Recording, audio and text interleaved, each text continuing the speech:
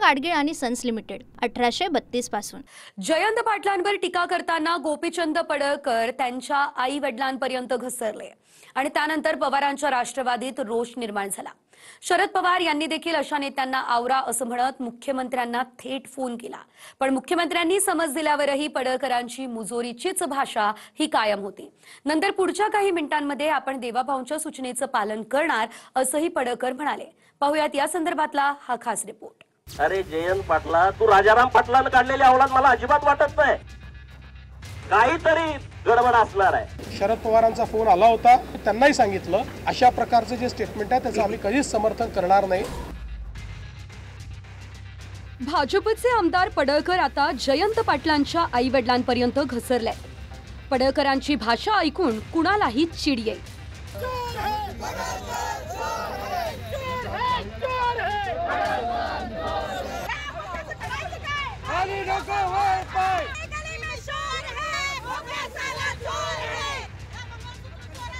त्यामुळे पडळकरांच्या विरोधात जयंत पाटलांच्या कार्यकर्त्यांकडून रोष व्यक्त झालाय। तर शरद पवारांनी मुख्यमंत्र्यांना फोन करून पडळकरांच्या वक्तव्यावरून नाराजी व्यक्त केली आहे आणि फडणवीसांनीही पडळकरांच्या वक्तव्याचं समर्थन होऊच शकत नाही असं म्हणत समज दिली आहे। अरे जयंत पाटला, तुझ्यासारखा भिकारी अवलाद गोपीचंद पडळकरची नाही, माझ्या ती धमक आहे कार्यक्रम करायची। तुझ्यासारखी ती अवलाद नाही, तू राजाराम पाटलांना काढलेली अवलाद मला अजिबात वाटत नाही, काहीतरी गडबड असणार आहे। एवढ्या खालच्या लेवलला आता माझा दांडियाचा कार्यक्रम आहे, गरबाचा, ये माणसं पाठव, डोळं तिपून जाते तुझं कार्यक्रम बघताना। गोपीचंद पडळकरांनी जे स्टेटमेंट केलं ते योग्य आहे असं माझं मत नाही।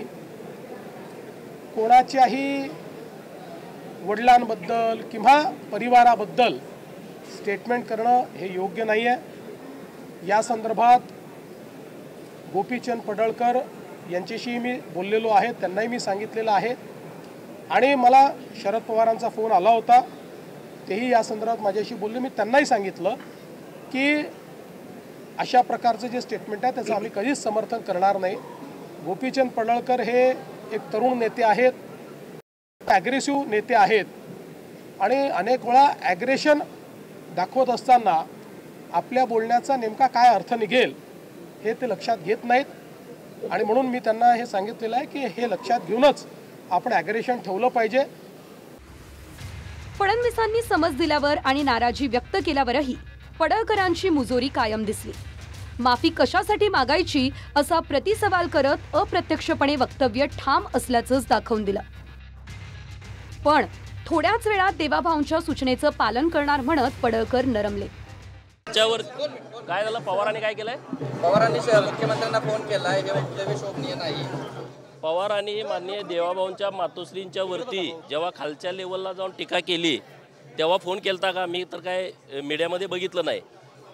नंतर देशाचे पंतप्रधान जागतिक नेते माननीय नरेंद्र मोदी साहेबांच्या मातोश्रीवरती AI च्या माध्यमातून एक चुकीचा व्हिडिओ तयार केला, तेव्हा पवारांनी माननीय मोदी साहेबांना फोन करून निषेध वगैरे व्यक्त केला का? हे जरा मला कुठं मीडियात असलं तर दाखवा, मग मी ह्या विषयावरती नंतर बोलतो उद्या।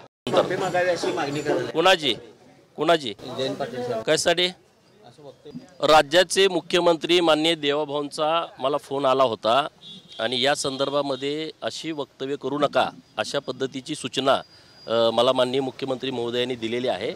मी त्यांच्या सूचनेचं पालन करेन। काय आपण निर्णय काय घेणार? नाही, माननीय मुख्यमंत्री महोदयांनी ज्या मला सूचना दिलेल्या आहेत त्या सूचनेचं मी पालन करणार।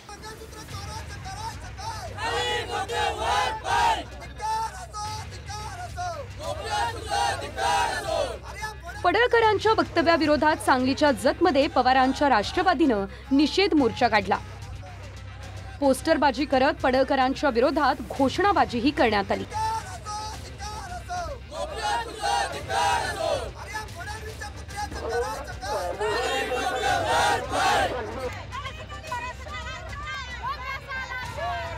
सांगलीत पवारांच्या राष्ट्रवादीच्या महिला कार्यकर्त्यांनी चप्पल मारो आंदोलन केलं।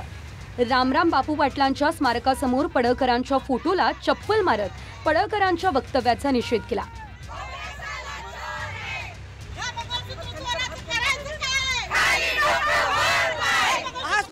असं समजत होतो हे भुगतय तर सोडून देऊया, आज हा पिसाळलेला आहे। याचा बंदोबस्त केल्याशिवाय राहणार नाही। राष्ट्रवादी काँग्रेस पार्टी ह्याला गाढवावरनं दिंड काढल्याशिवाय आम्ही स्वस्त बसले नाही। तिने माफी नाही मागितली तर सांगली जिल्ह्यामध्ये वाळवा तालुक्यामध्ये आम्ही त्याला फिरू देणार नाही। त्याची आम्ही धिंड काढून एक चप्पलचा हार त्याला घालू। अजित पवारांनीही पडळकरांना फटकारलंय, तर सुप्रिया सुळेंनी मुख्यमंत्र्यांनी पडळकरांना समज दिल्यावरून आभार मानले। कुठल्याही व्यक्तीनं पातळी सोडून बोलू नये, प्रत्येकाने तारतम्य ठेवलं पाहिजे। अरेला कार्य सगळ्यांनाच करता येतं, सगळ्यांना सगळ्या प्रकारची भाषा वापरता येते, पण ती आपली संस्कृती नाही आहे, ती आपली परंपरा नाही आहे, ती आपल्या वडीलधाऱ्यांची आपल्याला शिकवण नाही आहे। माननीय मुख्यमंत्र्यांनी तो सुसंस्कृतपणा दाखवलाय, त्याबद्दल मी माननीय मुख्यमंत्र्यांचे जाहीर आभार मानते। त्यांच्या टीममधल्या लोकांनी कसं वागायचं आता त्याची अकाउंटेबिलिटी माननीय मुख्यमंत्र्यांनाच याचं उत्तर असेल। पण हे जे काय झालं हे दुर्दैवी झालं आणि कुठल्याच म्हणजे आमच्याही बाजूनी किंवा त्यांच्याही बाजूनी कोणीच अशी स्टेटमेंट कधीच करू नये ह्या मताची मी आणि खूप महाराष्ट्राचं नुकसान ह्याच्यामध्ये होतं। स्वतः जयंत पाटलांनी मात्र प्रतिक्रिया देण्यास नकार दिलाय।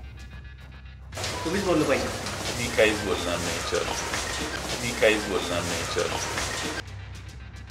महिनाभरातून एकदा वादग्रस्त वक्तव्य करून रोष निर्माण करणं आणि स्वतःच्या पक्षाला अडचणीत आणणं ही पडळकरांची सवय झाली आहे। याआधीही मुख्यमंत्र्यांनी पडळकरांना समज दिली, पण आता पडळकर जयंत पाटलांच्या आई वडिलांवर उतरले। महिनाभराआधी पवारांच्या कुटुंबाला कॉकटेल कुटुंब म्हटलं होतं। तुम्हाला सगळ्यांना माहित आहे ते घर कोण आहे? त्याचे सासू ख्रिश्चन आहे, नवरा ब्राह्मण आहे, बाप मराठा आहे, आई कुणी आहे, असं कॉकटेल घर आहे।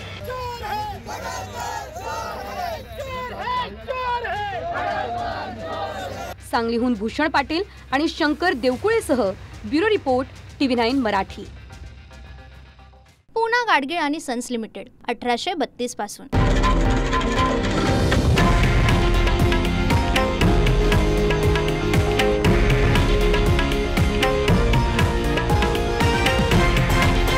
हे आहे देशातील नंबर 1 न्यूज नेटवर्क आणि आपण पाहत आहात TV9 मराठी, एकमेव।